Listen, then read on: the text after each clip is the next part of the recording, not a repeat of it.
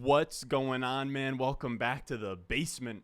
I'm Ron, and I've been like Walter White down here in this basement, trying to find the fly, trying to get the contaminant out of here. And I'm not talking about a bug, but in terms of sound quality issues, because I had my AC in this corner of the room, right there. It was too close. So what would have to happen is I would hit the record button, turn the AC off, and then by like 15 minutes in, I'm sweating. The analysis is sort of taking a little bit of a hit. It's not the best environment to be recording a video, especially when we have heat waves going on in Jersey right now. But I moved it to my bathroom over there. So now it's a little bit warmer out here, but you can't hear it as much. The mic was still picking it up, so I turned down the gain. So pretty much I've tweaked a bunch of knobs. I've changed the position of the air conditioner, and this is going to be our first test run. So any of you audio engineers out there, listen with headphones. Let me know if you can hear the fan in the background. And if you can hear the fan, the air conditioner in the background, is it bad enough to the point where I need to turn it off? Please let me know. Now, in terms of what we're getting into today, from a football standpoint, we're a minute in, we haven't talked any football. Tight end rankings. We did our quarterback rankings, quarterback tier list early on in the week. This is the other side of that. I never really get to talk about tight ends or even onesie positions altogether. Mark Andrews, Travis Kelce, it's tough to sort of slip those guys into normal videos where if you do want to talk about tight end, it'll be like a sleeper or a late round guy. But yeah, the YouTube algorithm, or maybe not they, but the YouTube algorithm itself, the sentient being that is the algorithm, prefers running back and wide receiver videos. So I figure this way, before things really kick off with training camp, we can talk about some tight ends. And the reason why it's on my mind as well is I'm doing a redraft rankings update on Saturday. This is coming out Friday. So I kind of wanted to flesh out all my ideas and do some deep diving on these tight ends. Now, with that being said, let's not waste any more time. If you enjoyed the video at any point in time, make sure you go down below, subscribe, leave a like. Let's go. Thirsty, thirsty, trying to choose. I know I'm critical. My nitty bag. Now, before we get into the nitty gritty and talk about individual players on this list, I want to talk about sort of theory with tight end, how I sort of approach the position. And somebody that I really want to bring up that I think deserves more recognition in this space is at Coupe Fiasco on Twitter. It's Andrew Cooper, and he is one of the guys that I trust the most on when it comes to tight ends, and he's constantly preaching about the keys necessary to find a top 5 tight end season, which is pretty much the goal, right? When we have a 12-man league, you want to have a top 5 tight end because you don't want to have a below average starter at that position pretty much. And he's pretty firm in the idea that you can find tight ends late as long as you're looking for the right numbers, the right targets. And pretty much these are what he says that you should be looking for. For tight ends that have a top 5 season, they need either 90 plus targets or 10 plus touchdowns. Every top 5 season since 2003 at the tight end position has fit those two categories, and we want them to be a top 2 target on their team. Only 2 top 5 tight ends in the last 7 years weren't top 2 targets on their team.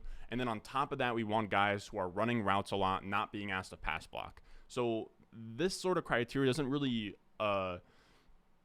apply to the elite guys. But once we get outside of like the top 5, 6, 7 tight ends and it gets ugly, you're trying to look for a path through 1, 2, or 3 of those, I guess you would call them qualifiers for a top 5 tight end season.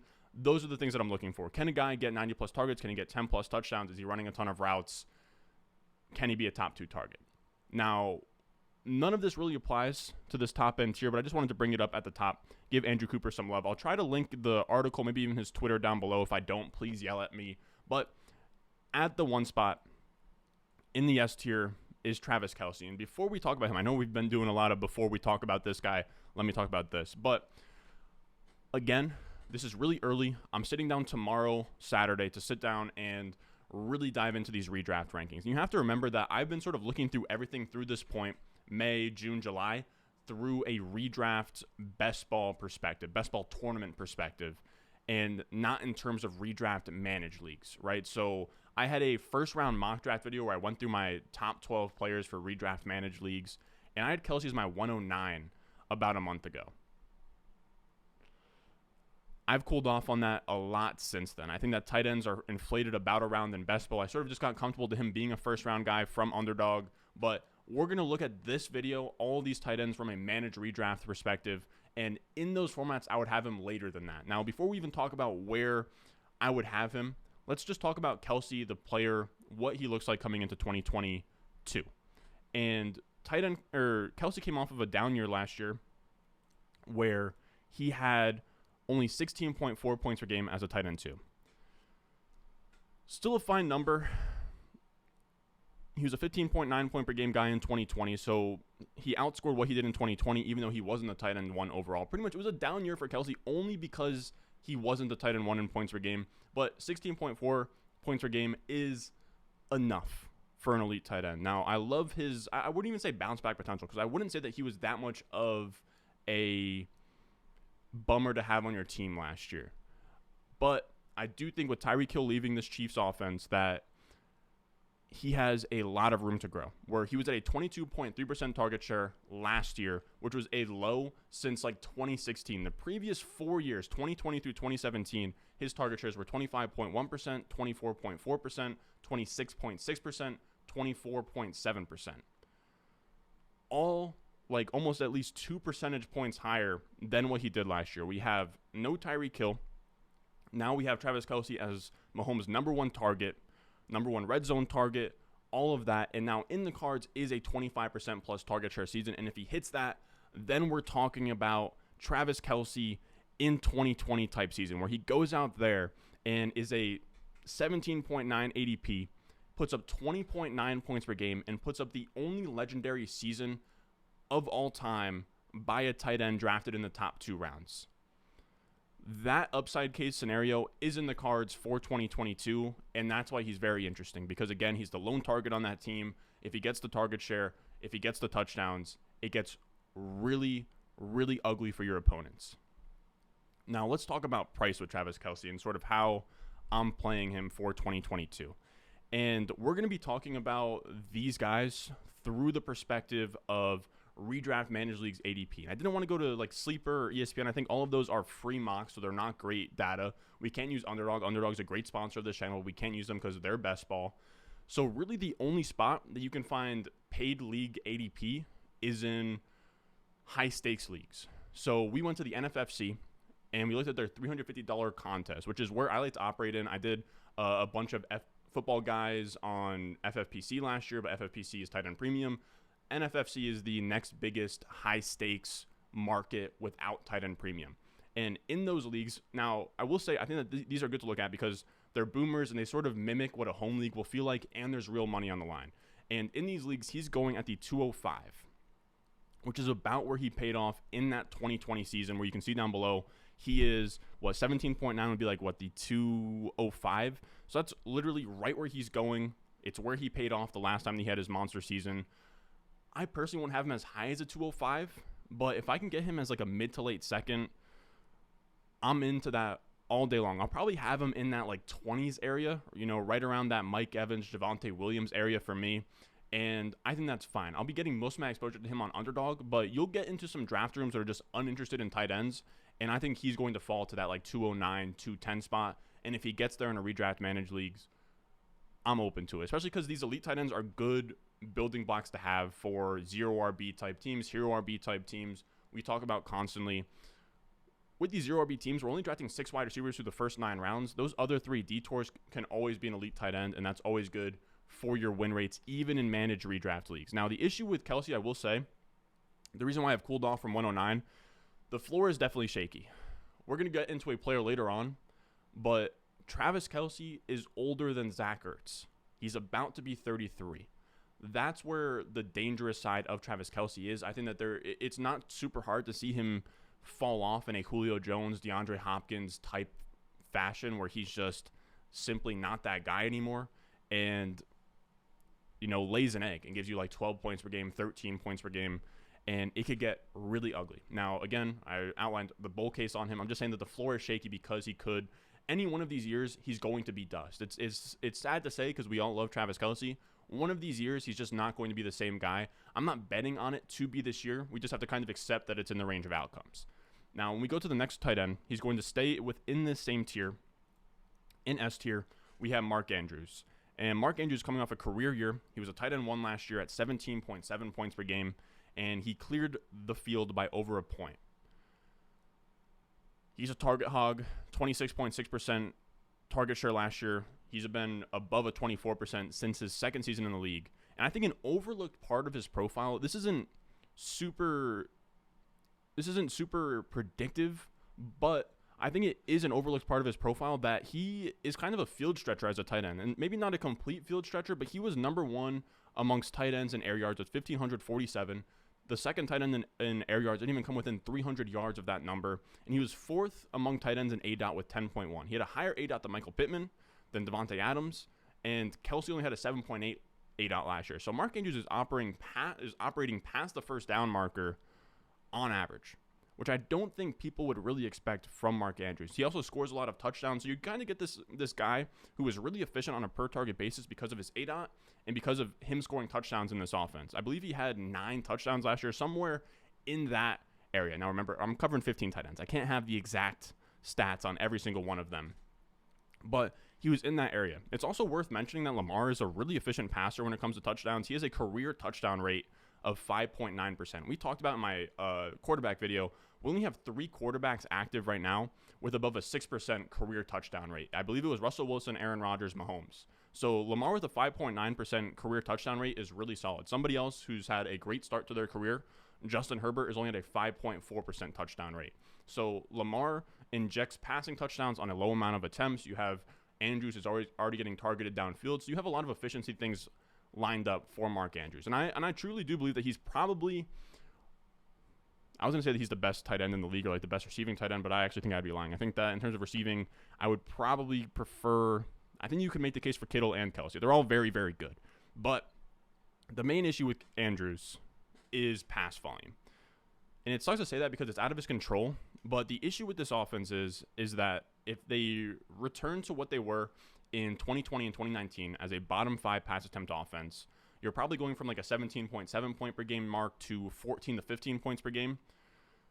If it's a top 10 pass attempt type number, top 15 type pass attempt number, then you're probably talking 17 to 18 points per game again. The issue for me is it's hard to like definitively say which side we're going to see. This is a team who is getting their running backs back, right? They passed a ton last year because they lost J.K. Dobbins, they lost Gus Edwards. They're running out there Devonta Freeman, Latavius Murray, Tyson Williams. It was ugly. This year, you have Dobbins coming back. You have Gus Edwards coming back. You trade away Marquise Brown. A lot of these signs point back to them wanting to run the ball more. My main issue with that, though, on the other side, is we have Dobbins today just getting put on the physically unable to participate list. Absolute mouthful, the pup. So we have a lot of things going in each direction, and I think instead of me going out here and like lying to you guys and telling you I have the answers, I don't. With Andrews, you just have to accept there's a wide range of outcomes for this offense's pass volume, and that's scary. So again, that's my only issue with Andrews is the team pass volume. If you could guarantee that they would be a top 10 team in pass attempts, he'd be a pretty easy late second rounder for me. Now, that's actually the juicy part is I was assuming that he was going to be a mid-second like he is on Underdog, a mid to late second. But in these high-stakes leagues, he's actually going at the 303 right now, which I'm pretty much fine with. I'll end up probably putting him in my rankings when I go out tomorrow and update them. Probably in that 2-3 turn spot. I would love to start a draft like CMC, AJ Brown, Mark Andrews, or like Cooper Kupp, AJ Brown, Mark Andrews. I think that's a really fun start. So I think that if you can get him anywhere in the third round, he's a smash. And I think even, I mean, if Andrews like the last, you can do a little bit of gamesmanship, right? Where if let's say you're like the 211 and you have Andrews. So if you're at the 211 and you're up in 3 picks, you can take Andrews, and let's say there's like A.J. Brown, T. Higgins, Tyreek Hill on the board, and there's Andrews. Even if I have Andrews behind those wide receivers, I would take Andrews up front, make the turn pick 2 wide receivers, and I'll just take whoever he doesn't take, right? So that's kind of a complicated way to explain it, but he's somebody that if there's enough wide receivers I like on the board that I can guarantee will be there at my next pick, then I don't mind taking Andrews in that late second, but he'll probably be ranked for me as an early third, like right in that 24-25 spot. Now moving on to A tier. We have the guy that I'm maybe most excited to talk about because I haven't gotten to talk about him during the dynasty cycle or anything, even though he is just like this absolute unicorn, crazy upside, first-round startup pick in dynasty, Kyle Pitts, top of the A tier. And we talked about Mark Andrews just now as a down-the-field threat, and Pitts is probably the only tight end who puts up a fight against him, where he was second in air yards with 1,200. So the guy that I told you was behind him by 300 was Kyle Pitts. And he was first among all tight ends in ADOT at 10.9 average depth of target. Here is the most beautiful part of Kyle Pitts' profile. It's that he gets used as a wide receiver. And not only does he get used as a wide receiver, but he gets used as a wide receiver and is efficient as a wide receiver. When we look at the number one wide receivers, or just pass catchers in target or yards per out run, when it comes to routes on the perimeter, Kyle Pitts is at number one with 2.95 yards per out run. That is crazy. Now, this isn't just him doing that on a really small sample. This is a qualified list. That's why you only have 89 pass catchers down there with Demarcus Robinson. Just insane. I don't even know how to contextualize that information, that Pitts was that good on the outside as a pure rookie. Again, pretty much used as a tight end on like a third of his snaps. He was running out wide on 34.2% of his snaps, led all tight ends in the NFL. Just crazy. Again, we have to remember when we look through this lens with Kyle Pitts, I see a lot of talk on Twitter that's like, oh, Kyle Pitts wasn't great last year, didn't pay off. How does he pay off this year? Well, he pays off this year when he takes like all of these crazy stats that he put up, 68 catches, 1,026 receiving yards, which was third among tight ends in receiving yards, seventh among tight ends in receptions. Really what stung him was only that one touchdown. But when we put into context, 68 catches and 1,026 yards for a rookie tight end, and we think of what that year two jump can look like, right? When we talk about year two jumps that have happened in the past, we have T. Higgins last year. The year before that, you have like A.J. Brown and DK Metcalf. It gets really, really interesting. And when you put his rookie season last year up against all tight ends since 2006, this is a great stat from @DynastyIM on Twitter. You have in tight end premium scoring, he's third all-time in points per game as a rookie, second in target share at 19.2%. That's a number that beats Elijah Moore. That's a number that beats Rashad Bateman as a tight end in target share. Yards per team pass attempt, first among all tight ends.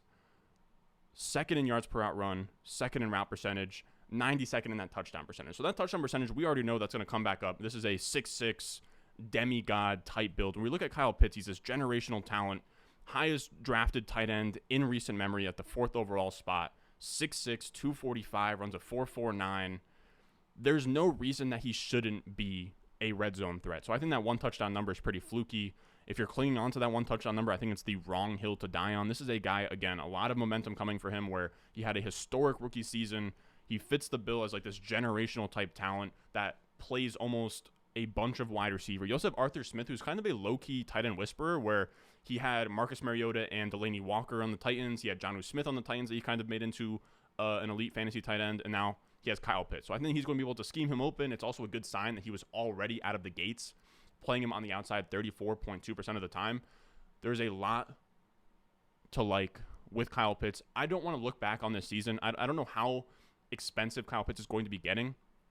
I'm going to have him right after that, like Keenan Allen, Michael Pittman, DJ Moore area. That's when I think it's fine to take a Kyle Pitts. He has like 20 point per game upside in play as soon as this season. So he's really exciting.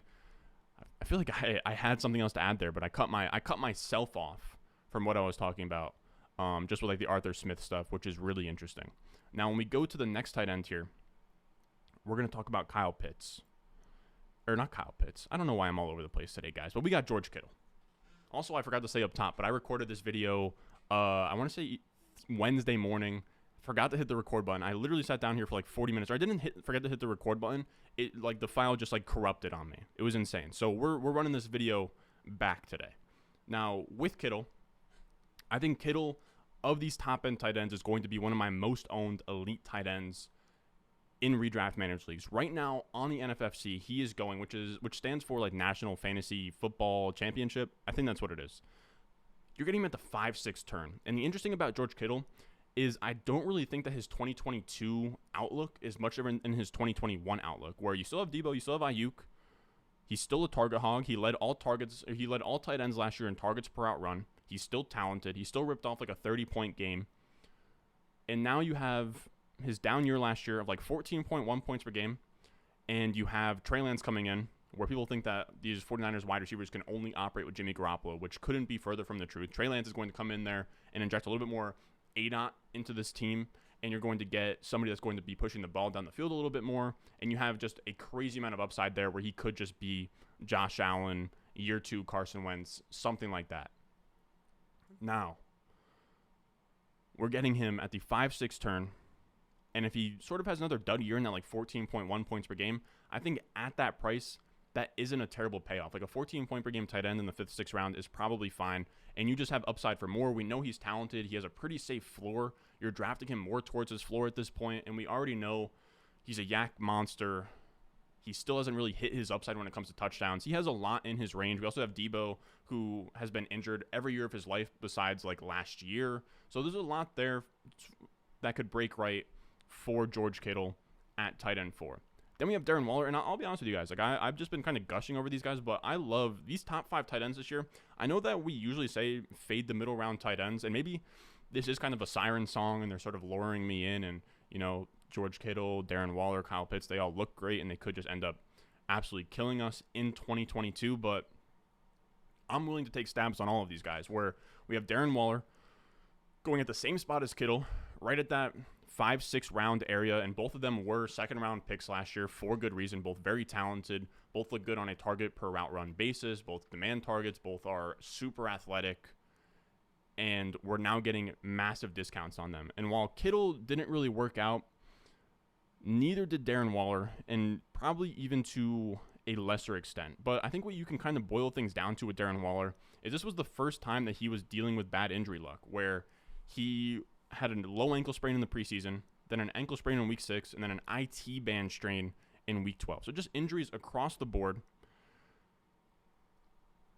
It's tough to chalk it all up to injury, but I do still think that, again, he was banged up. He was on an inefficient offense. You also have him still being top 3 in target share despite the injury, so he's still commanding targets on a per route basis, or just on an entire basis of being just fine. Top 3 tight end in target share. You have them adding in Davante Adams on this offense, and unlike other people who sort of think that that is a downgrade for Darren Waller, I would say it's the opposite, where you have Davante Adams coming into this team, and they're going to take this from a team that's like a 25 passing touchdown type offense, middle to back end passing offense. You have Davante Adams coming in, and he gives Derek Carr probably his first opportunity since year 2 to score 30 plus passing touchdowns, have like a top 10 to 12 passing offense altogether. And that was a down year last year for Darren Waller, being at that. I want to say he had like 24.4% target share, top 3. The year before that, he was at a 28.7% target share, first among all tight ends. This year, the guy who was in first was Mark Andrews at 26.6. So if Darren Waller can be a 28.7% guy, and you have Davante Adams coming in who's going to be like a 28 to 30% guy, I don't think that Darren Waller is just going to become a 20% guy out of nowhere. I think he probably is going to hover in that like 23 to 25% area, and that should be just fine considering the efficiency that Davante Adams kind of injects into this offense. So I'm still pretty bullish on Darren Waller. I like all of these guys. If I need an elite tight end early and, it's like 5th, 6th round, and I don't like that tier of wide receiver, especially where it gets really flat, where you have from pretty much, I want to say like Gabriel Davis, Allen Robinson, Gabriel Davis and Allen Robinson area, all the way through like 6th, 7th round of like Amon-Ra St. Brown, Elijah Moore. I'm trying to think anybody else in that range, like Kadarius Toney. I think that's a really flat tier at wide receiver, so it makes a lot of sense to take a stab at one of these elite tight ends in that 5th to 6th round area. It's not a huge opportunity cost at that point. Then we have TJ Hawkinson all by himself in B tier. And anytime I look up in the 8th round and TJ Hawkinson's there, I think he's a fine pick. By then you have players through your flex spot. You're probably grabbing bench players at that point. You're probably deciding between onesie positions. And Hawkinson just feels really cozy in that tight end 1 spot. He's not going to go out there and win your league for you, but the last 2 years, Hawkinson has been the definition of a high floor tight end. He has back-to-back seasons as a tight end 7 in points per game. He's now going off the board as a tight end 7.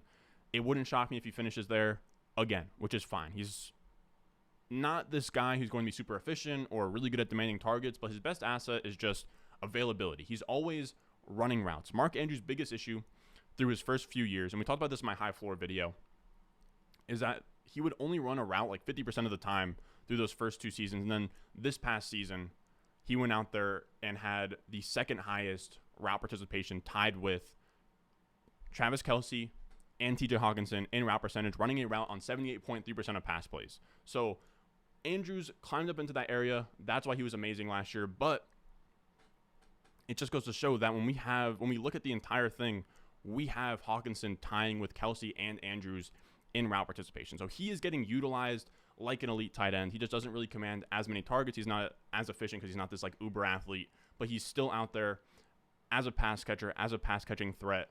as much as they are. And that is valuable.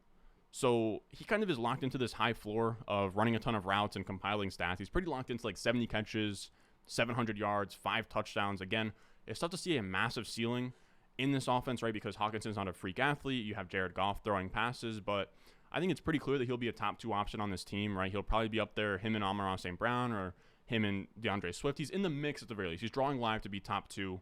And that makes him interesting because I think that he has access to that 90-plus target ceiling that we need for a top 5 tight end season, and he's a top 2 option. So I think that there's a good chance that he could sneak in there like a tight end 4, tight end 5 type season, and that's fine for like an 8th round price tag.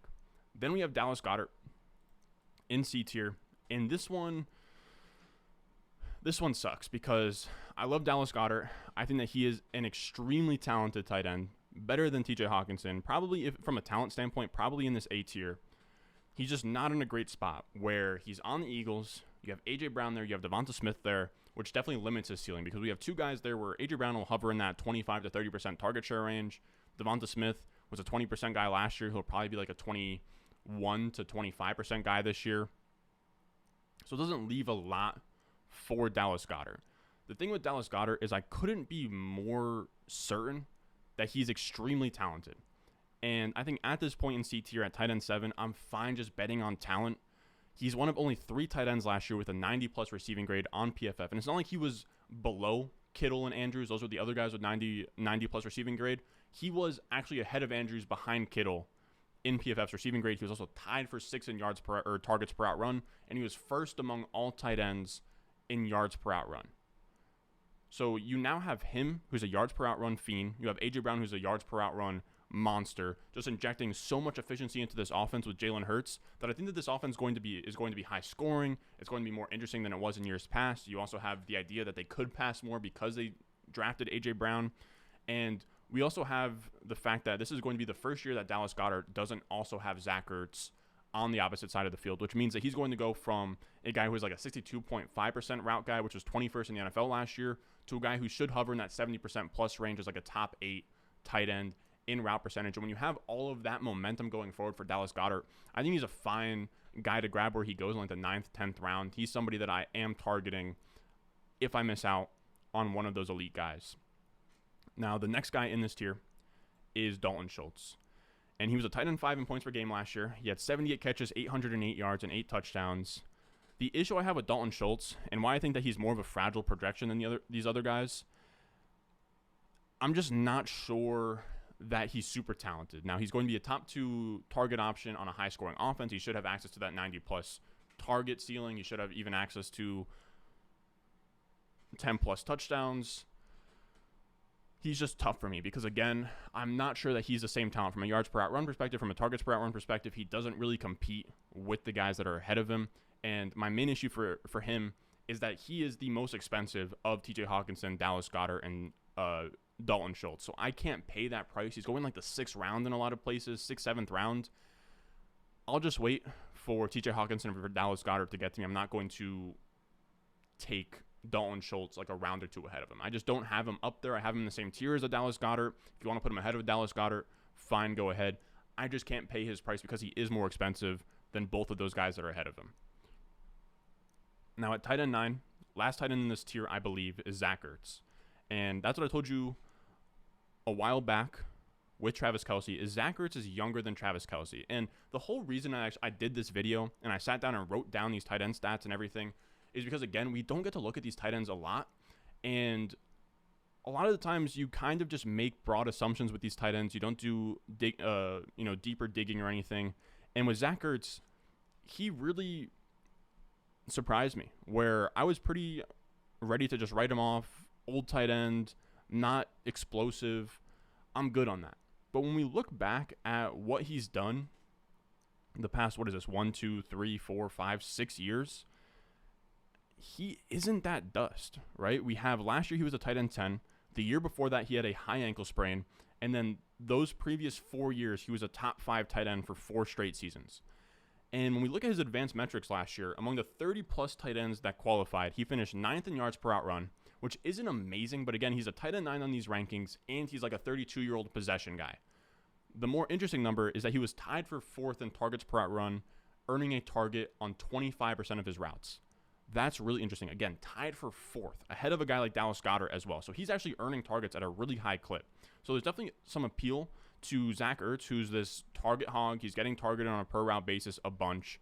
And we have this sort of, drumbeat coming to fruition where DeAndre Hopkins is on suspension. You have Marquise Brown out there, and then it's just Zach Ertz. He's going to be a top 2 option in that passing offense for those first 6 weeks. And it's pretty easy for me to see him have a Gronk-like start where Gronk came out the gates, was like the tight end 1 through 3 weeks, and you could sort of ship him away for an elite option. I think that's what Zach Ertz is going to be. I think Zach Ertz is going to come out first 4 weeks, put up something like a 10-catch, 90-yard, and a touchdown game in week 1, something like that. And then you can sort of flip him off for whoever's the cheapest between these 3. I think that's kind of the game plan with Zach Ertz. So he does have some appeal there. My only drawback with Zach Ertz is that one, he's old, so he could just be dust. And then you have Trey McBride. And Trey McBride is a really strong prospect. He was amazing at Colorado State, really athletic. Cardinals used a 2nd-round pick on him, and he kind of reminds me of like a rookie Mark Andrews, where Mark Andrews came in there and ran, like 50% of the routes on the opposite side of Hayden Hurst. I think we have a scenario where Trey McBride could come in there and take routes away from Ertz, and that's the biggest issue, where I think Zach Ertz will be the tight end 1 throughout the entire season, but Zach Ertz was like a 72% route percentage guy last year, which is like top 8, top 10. That's what we want for a tight end. If McBride comes in there and bumps him down to like a 60% route guy, then we're talking about a tight end who's not even in our top 12 points per game next year. So that's where it gets a little bit tough. That's my only drawback, is McBride could take routes away, which then it gets pretty tricky. Now, this is where things take a dive off the deep end, is once we get to D tier, it gets rough. These are guys who I would say are young upside players where you kind of have to squint to see them getting a top 5 season. And the first guy I like is Albert O. And this screenshot, I think, really sums up how I feel about these next 2 players. And we have Albert O and we have Dawson Knox. I'll put them here for now. I have Albert O ahead of Dawson Knox. I think a lot of you guys aren't going to be happy with that. And with Albert O, we have a guy who's going to take a massive step forward from a utilization standpoint. He was only a 35% route guy last year, outside of the top 25 tight ends. Noah Fant last year was 8th in route percentage last year. He leaves. We now have Albert O coming into that spot. And there's no such thing as vacated targets, but there definitely is such thing as vacated routes, where you come in there and you now get the routes allocated to the tight end 1 on the team. And the reason I love Albert O is for his crazy athleticism and his crazy efficiency, where when we look at it, he's a 100 percentile speed score guy. He was tied for 6th in targets per route run, earning a route on 24% of it, or earning a target on 24% of his routes. And he was tied for 6th in yards per route run with 1.99. He has crazy athleticism, crazy efficiency. He draws targets. And now you have Russell Wilson as his quarterback in an AFC West division where there's going to be shootouts nonstop.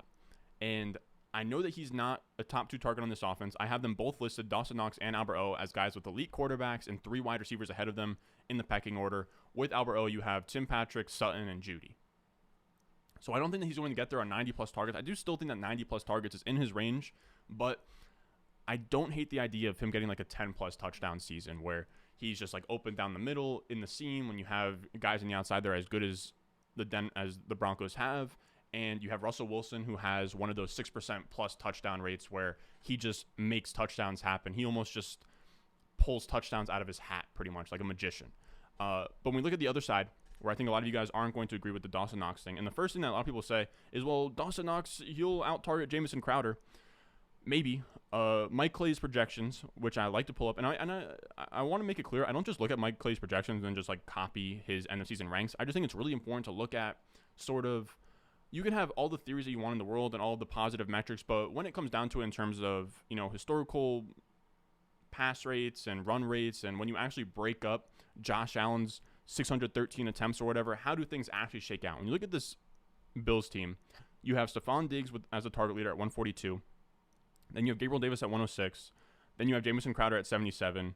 And you have Dawson Knox at 71. So he is 4th in the pecking order, just like Albert O. I believe Albert O is projected for like 67 targets. So they're right there next to each other.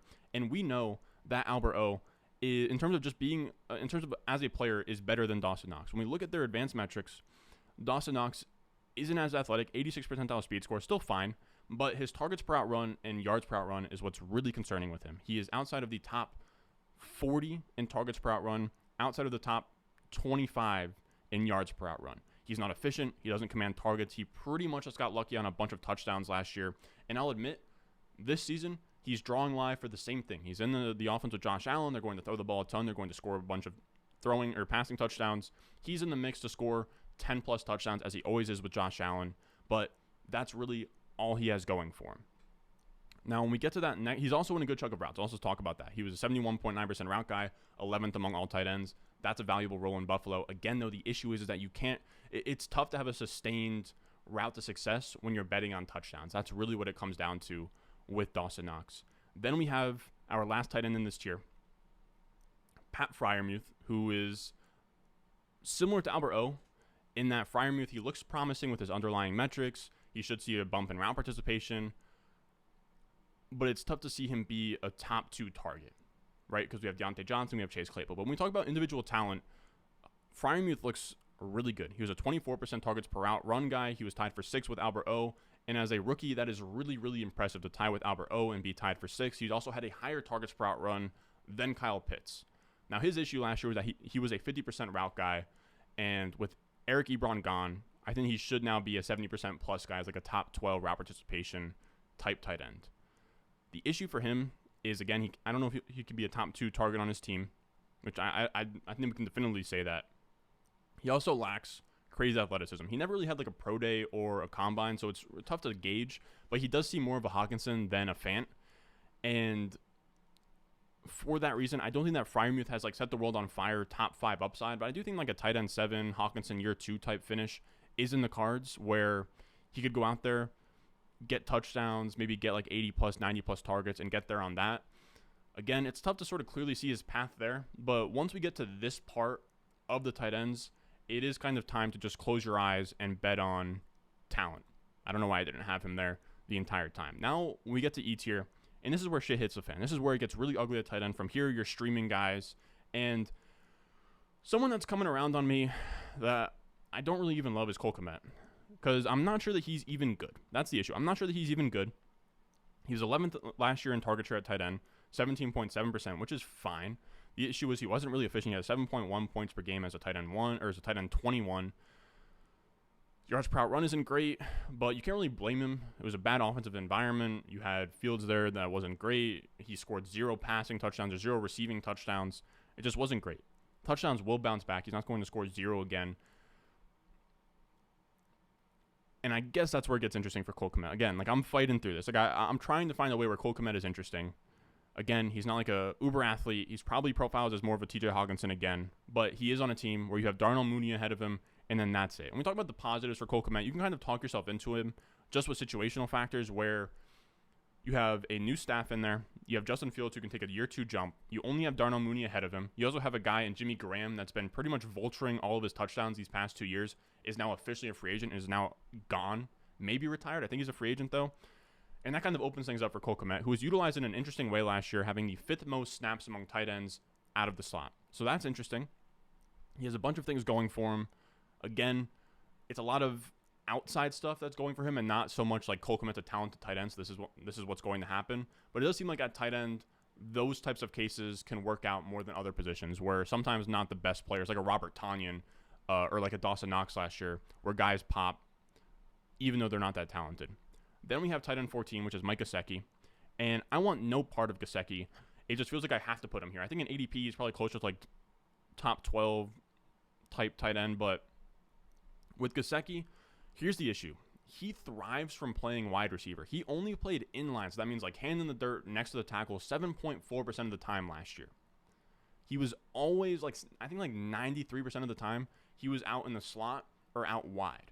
And the issue is that we now have Tyreek Hill coming in, who plays a lot of snaps out of the slot. You have Jalen Waddle, who takes a lot of snaps out of the slot. You have just 2 talented wide receivers, where now Mike Gesicki's snaps on the outside and in the slot is going to come down. And you also have a guy in Mike McDaniel who comes from the 49ers, who uses a guy like Kittle in pass blocking situations a lot. He had the 8th highest inline snap percentage last year at 58.3%. That's a massive downgrade for Gesicki. I would even go as far to say that Gesicki's only really useful when he's on the outside bullying corners. When he's on the inside as an inline tight end, that's not really where he thrives. And that's the biggest issue, because now we have we have 2 reasons now. They have more tight ends and they have a different coaching staff as to why he's going to be playing more traditional tight end.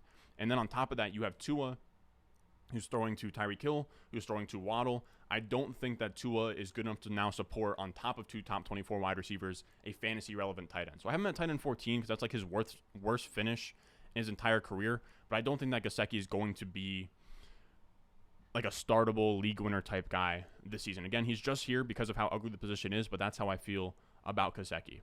Then we have our last guy, who is my favorite, or one of my favorite late round tight end targets, is Hunter Henry. And I don't think that he's completely dust. Like, he's not super old. I want to say he's like in his late 20s at this point.